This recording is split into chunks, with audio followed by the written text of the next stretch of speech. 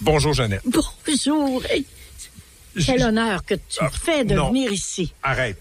L'honneur est pour moi, pour l'émission, pour les auditeurs. Okay. Merci beaucoup. Okay. Jeannette, il y a l'histoire avec un grand H. Ouais. J'ai trouvé fascinant le livre 100 ans d'histoire. Vous m'avez raconté le Québec. Tu as sollicité des biographies des Québécois, mais ce sont les Québécoises surtout qui ont répondu. 90%. Des femmes qui ont connu l'avant-révolution tranquille. Qu'est-ce qui t'a le plus frappé dans les récits que tu as reçus? Bon, les récits des femmes, d'abord, il y avait 82% de femmes qui écrivaient. La grande vérité, c'est des femmes qui avaient envie de se confier puis de dire « J'espère que mes filles sont pas comme moi ». Et c'est ça qui est arrivé. Et la pesanteur de la religion sur leur vie. Quand tu penses qu'une femme, j'ai vu ma mère, le curé, venir voir ma mère pour lui dire il faut un autre enfant. Les femmes étaient cédulées à faire des enfants par des curés qui, eux, n'avaient pas d'enfants. C'est pas une légende urbaine, c'est pas de l'anecdote, là. Mon Dieu, je l'ai vécu, je l'ai vu. C'est ça, le faire. J'ai 100 ans. J'ai 100 ans, donc j'ai tout vécu ça, moi. Je suis née en 1925, juste après la Grande Dépression. La Grande Dépression est venue en 19. Et puis, je vivais dans un quartier défavorisé. Et puis, j'ai tout vu ça, j'ai vécu ça. La religion était... On n'a pas idée aujourd'hui, si on a 50 ans comme moi, 30 ans, à quel point ça nous a, je veux pas dire rabaissé, mais peut-être retenu. Ça nous a rabaissé, retenu, empêché de s'épanouir parce que tout était péché. Tout était péché. Et ce que voulait l'État et la religion, les deux ensemble, voulaient qu'on se reproduise. On était des machines à faire des petits pour qu'il y ait des cultivateurs pour développer le pays. C'était ça, la grande idée. Et des prêtres. Alors, ils prenaient des gens qui étaient pauvres en ville, puis ils les envoyaient sur des terres de roches, puis ils leur disaient, tu vas construire ta maison. Je pense que c'était 800 piastres qu'ils donnaient. Et puis, tu vas construire une maison. Mais il y avait des hommes qui étaient pas capables de construire des maisons.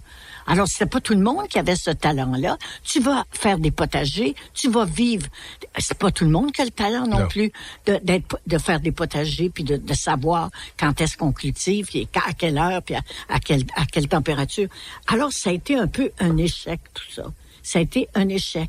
Et ces femmes-là et ces hommes-là ont vécu une période épouvantable de grande noirceur. Ce que j'ai trouvé beau, Jeannette, dans le livre 100 ans d'histoire, vous m'avez raconté le Québec, c'est que tu as un regard très critique sur l'époque, sur les pouvoirs de l'époque, mais tu as un regard plein de tendresse pour les hommes et les femmes qui ont vécu, qui ont subi cette époque-là. Parce que c'est eux qui nous ont fait instruire.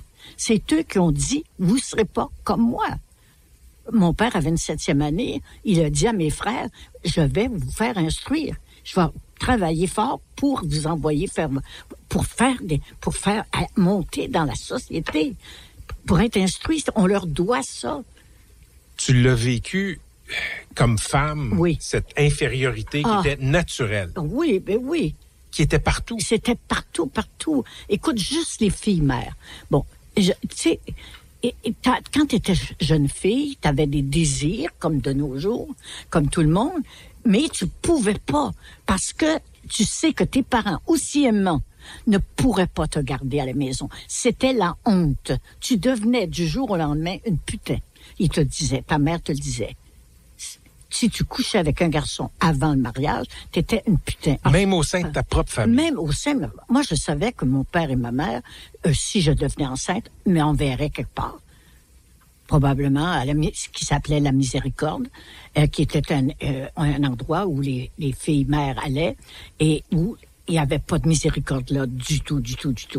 Les médecins disaient, vous allez payer, on vous anesthésie pas parce que vous avez péché. Vous allez souffrir en accouchant. Oui, parce que les médecins ils avaient été élevés aussi par des prêtres. Tu racontes une scène fascinante. Là, t'es une femme, là. Oui. Et les médecins canadiens-français, parce qu'on était des Canadiens-français, veulent pas prescrire la pilule. Ben non, parce qu'ils ont fait leur cours classique auprès des prêtres. Donc, t'es allé te faire prescrire la pilule où? à Westmount, chez les Anglais, ou dans la religion protestante, on n'entre pas dans l'intimité. C'est que la religion catholique, son erreur, d'après moi, c'est qu'ils sont entrés dans l'intimité. Oui. Et c'est ça. Pourquoi il n'y a plus personne à l'église? Parce que les femmes, sans se concerter, se sont dit de quoi il se mêle le pape pour dire qu'on peut, c'est péché mortel d'empêcher la famille. Sinon, si t'empêchais pas la famille, t'avais 18, 21 enfants. Ça se voyait, là. Ben oui. Aux 2 ans, le prêtre allait chez la mère. Il disait, il y a quel âge votre bébé? 2 ans? Ben non, là, il en faut un autre. C'est le temps. Sinon, je vous coupe. Je vous coupe le carreau, je vous casse. Vous pourrez pas communier. On va être exclu de l'Église. Exclu de l'Église. Jeannette, de toutes les biographies que tu as reçues, les centaines de biographies. 2400. La femme qui t'a raconté avoir eu ou vécu dans une famille où il y avait plus d'enfants, c'était combien? 22. Elle avait eu 22 enfants. Elle était découragée, puis elle a envoyé ses filles, elle disait à 14 ans, partez. L'inceste. Parce qu'elle ne peut plus s'en occuper. L'inceste qui existait à cette époque-là, mais pas à peu près, mais ça se comprend aussi. Tu sais, ça se comprend. Qu'est-ce qui se comprend? Bon, t'étais dans un rang, tu pouvais pas te tromper ta femme était toujours enceinte. Qu'est-ce qui se passait dans le lit? Je le sais pas. Mais, l'Église, d'un côté, disait, c'est mon père qui me l'a dit, tu comprends, moi, je suis le représentant de Dieu dans la famille, alors que le pape, lui, c'est dans l'Église. Alors, ces hommes-là étaient tout puissants. C'était le même rapport de pouvoir. De pouvoir. Alors, couchait avec sa fille, c'était interdit de parler. Et j'ai eu des femmes qui ont écrit, moi, mon père a passé mes 12 sœurs, et la dernière, j'ai dit non. Et elle est allée, elle a fait une démarche policière, et elle a fait enfermer son père. Les 12 sœurs. Ouais. Ben oui, parce que ça marchait, ça marchait. Écoute, mais il y a une caractéristique aussi qui est très intéressante. Très peu d'autobiographies de Montréal. La plupart viennent des régions. Qu'est-ce que ça dit pour toi, ça? Ça dit que dans les régions, ils sont plus éloignés. Ils ont moins, ils connaissent moins de gens d'autres races. Moins d'influence moderne. Moins de sorties aussi. Écoute, quand t'es fermier dans un petit rang, pour les filles, c'était la même chose. Les filles me disaient, il y avait 3 gars. Je connaissais 3 gars. Tu sais, le gars du rang en haut, puis le gars du rang en bas, puis un voisin. Alors, tu avais le choix entre 3. Tu n'avais pas le choix. Alors, tu mariais celui qui était de ton âge. Jeannette, comment le Québec de ces femmes, surtout des femmes qui ont vécu l'avant-Révolution tranquille, ce Québec que tu as connu, explique le Québec d'aujourd'hui? Elle nous trouve bien chanceuses. Elle trouve les jeunes, tellement chanceuses. Leurs filles, moi-même, je trouve mes filles chanceuses d'être instruites. Puis bon, moi, quand j'ai demandé à mon père d'aller à l'université, alors que quand je suis sortie de l'école, toutes les filles en 7e année allaient travailler chez McDonald's Tobacco. Oui. À 12 ans. Dans une usine de cigarettes. Dans une usine de cigarettes qui était dans mon quartier. Moi, j'ai demandé d'étudier comme mes frères. Puis mon père a dit, pourquoi, fille? Pourquoi? Tu vas changer des couches. Alors, notre perspective à nous, les filles, c'était changer des couches. Tu dois être fière de ce que tu vois aujourd'hui. Tu sais, les femmes qui prennent leur place, les féministes qui revendiquent, qui continuent de revendiquer. Oui. Je suis très, très contente qu'on se soit réveillés, puis qu'on ait posé des gestes comme quitter la religion, et qu'on s'est dit, non, on vaut quelque chose. C'est la valorisation des filles qui avant c'était rien. Une femme, c'était rien. Tu moi, je n'ai jamais eu de... Écoute, ma fille, après son 2e bébé, a demandé d'avoir une... comment t'appelles ça, là? Pour pas avoir d'enfant. Une stérilisation. Oui. Ma fille, le docteur lui a dit, il faut que votre mari signe. Fallait que le mari signe. Oui. Puis il voulait pas? Non.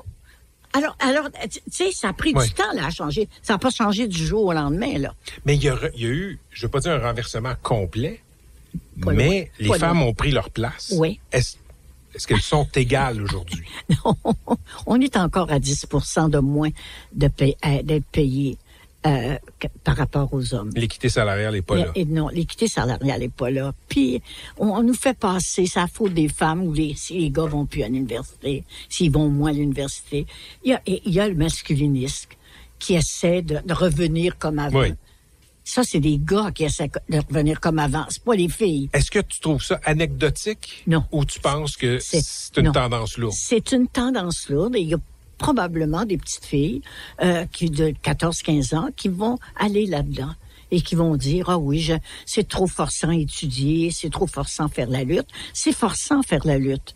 C'est forçant à lutter. Alors, tu sais, c'était simple dans le temps. L'homme dominait, la femme écoutait. Puis, si t'écoutais pas, ben là, ça allait pas dans le mariage. Fallait que tu obéisses. Et aujourd'hui, tu le constates, les hommes parlent plus. Oui. Les hommes, pour la plupart, ont accepté le nouvel état des choses. Oui. As-tu un conseil pour les hommes? Oh, écoute, moi, je trouve que les hommes font des progrès énormes que je constate dans ma famille. J'ai 8 petits-enfants qui ont 40-50 ans. Et puis, un jour, je dis à Olivier, mon petit-fils qui a 50 ans, je lui dis, tu gardes tes filles. Il est insulté. Je les garde pas, c'est mes filles. Parce que moi, j'étais habituée de dire à mon mari, veux-tu garder les enfants?